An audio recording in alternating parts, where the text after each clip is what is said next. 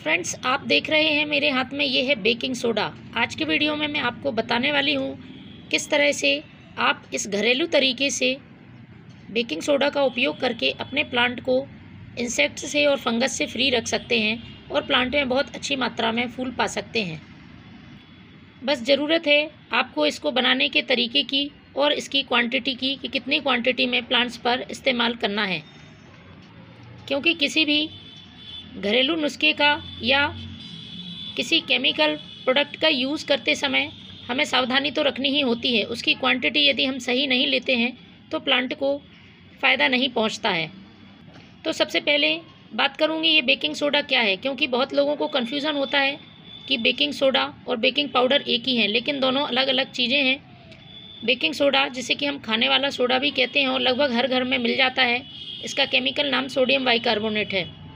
इसको हम मीठा सोडा भी बोलते हैं। तो हमें इस सोडे का ही यूज़ करना है, बेकिंग पाउडर का यूज़ नहीं करना है। दूसरी बात, ये पौधों के लिए किस तरह से फ़ायदा पहुंचाता है। तो पौधों में आपने देखा होगा जैसे कि गुलाब में पत्तियों पर काले ब्लैक स्पॉट आ जाते हैं या उनमें फंगस की समस्या लग जाती है, तो इसको दूर करने के लिए ये बहुत फ़ायदेमंद है। या गुड़हल में मिलीबग की समस्या या एफिड्स की समस्या, गुलदाउदी में काले कीड़े लग जाते हैं, उनकी समस्या, इन सभी के समाधान के लिए आप ये नुस्खा आजमा सकते हैं। और यदि आप तरीके से इसका प्लांट पर यूज़ करते हैं तो ये बहुत ही कारगर है। बात करें इसे किन किन प्लांट पर यूज़ कर सकते हैं, तो आप लगभग सभी प्लांट्स पर इसका यूज़ कर सकते हैं। इसका हमें स्प्रे तैयार करना होता है और ब्रांचेज़ में या फिर फूलों या पत्तियों में लगे हुए कीड़े या फंगस पर जब हम इसे स्प्रे करते हैं तो धीरे धीरे ये सारे इंसेक्ट दूर हो जाते हैं। यदि इसके डोज़ की बात करें तो आपको महीने में एक बार इसका यूज़ करना है, क्योंकि यदि प्लांट में फंगस या इंसेक्ट ज़्यादा हैं तो आप 15 दिन में इसका यूज़ कर सकते हैं। लेकिन यदि इस तरह की समस्या नहीं है तो महीने में एक बार आप प्लांट में इसका यूज़ करें। प्लांट में किसी तरह के इंसेक्ट या फंगस नहीं होंगे, क्योंकि इसकी ज़्यादा मात्रा या इसे बार बार यूज़ करना प्लांट की सॉइल के पीएच को डिस्टर्ब कर सकता है। इसका नेचर थोड़ा सा एल्कलाइन होता है और यदि हम इसे जल्दी जल्दी रिपीट करते हैं तो प्लांट को नुकसान पहुंच सकता है। इसलिए आप महीने में एक बार ही इसका यूज़ करें। तो आज मैं अपने गुलदाउदी के प्लांट पर इसका यूज़ करने वाली हूं। आप देख रहे होंगे कि इसमें ये काले कीड़े लगना शुरू हो गए हैं, तो मैं इसके यूज़ से इन काले कीड़ों को दूर करने वाली हूँ। इस पर ही मैं इसका स्प्रे करूँगी। इस तरह से यदि आपके प्लांट में कीड़े परेशान करते हैं तो आप इसका स्प्रे ज़रूर करें। यदि हम शुरुआत में ही ये तरीके अपने प्लांट पर आजमाते हैं तो हम इंसेक्ट को बहुत जल्दी कंट्रोल कर सकते हैं। लेकिन यदि हम बहुत ज़्यादा इंसेक्ट अटैक हो जाता है या लगभग प्लांट में फंगस पूरी तरह फैल जाता है तो फिर ये नुस्खे बहुत ज़्यादा फ़ायदा पहुंचाने में असमर्थ हो जाते हैं और फिर हमें प्लांट को बचाने में बहुत मेहनत करनी पड़ती है। इसलिए आप इस बात का ज़रूर ध्यान रखें कि प्लांट में इंसेक्ट लगने से पहले ही इस तरह की चीज़ें आप इस्तेमाल करें कि प्लांट इंसेक्ट और फंगस से पूरी तरह से सुरक्षित रहे। तो चलिए शुरू करते हैं किस तरह से इसको तैयार करना है।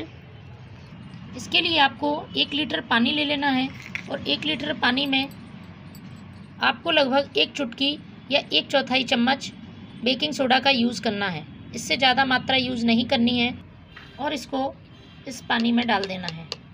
अच्छी तरह से इसको मिक्स करना है। इसके बाद जो मैं दूसरी चीज़ इसमें डालूँगी वो है ये नींबू। नींबू को तो हम सभी जानते हैं कि इसमें विटामिन सी बहुत अच्छी मात्रा में पाया जाता है, प्लांट की इम्यूनिटी को बूस्ट करता है। इसके साथ ही सॉइल को एसिडिक करने का काम करता है, जिससे कि फूलों वाले पौधे बहुत अच्छे फूल देते हैं। और यदि हम बेकिंग सोडा के साथ इसका यूज़ करते हैं तो ये काफ़ी पावरफुल इंसेक्टिसाइड और फंगिसाइड की तरह काम करने लगता है। मिट्टी में किसी तरह की चींटियाँ, इंसेक्ट होते हैं, वह भी ख़त्म हो जाते हैं और फंगस भी दूर रहता है। लेकिन इसकी हमें ज़्यादा मात्रा यूज़ नहीं करनी है, सिर्फ कुछ बूंदें ही इसमें यूज़ करनी है। तो मैं इसे कट कर लेती हूँ। तो इसकी 3 से 4 बूंदें हमें इस पानी में यूज़ करनी है, बस इतनी ही काफ़ी है। इसके बाद इसको अच्छी तरह से मिक्स करके स्प्रे पंप में भर लेना है। इसको भरने के बाद हमें स्प्रे करना होगा। स्प्रे करते समय आप ध्यान रखें तेज़ धूप में से स्प्रे नहीं करना है। इस तरह से फ्रेंड्स, आप जहाँ जहाँ कीड़े या फंगस हैं उधर प्लांट में अच्छी तरह से स्प्रे कर दें। महीने में एक बार ऐसा करें।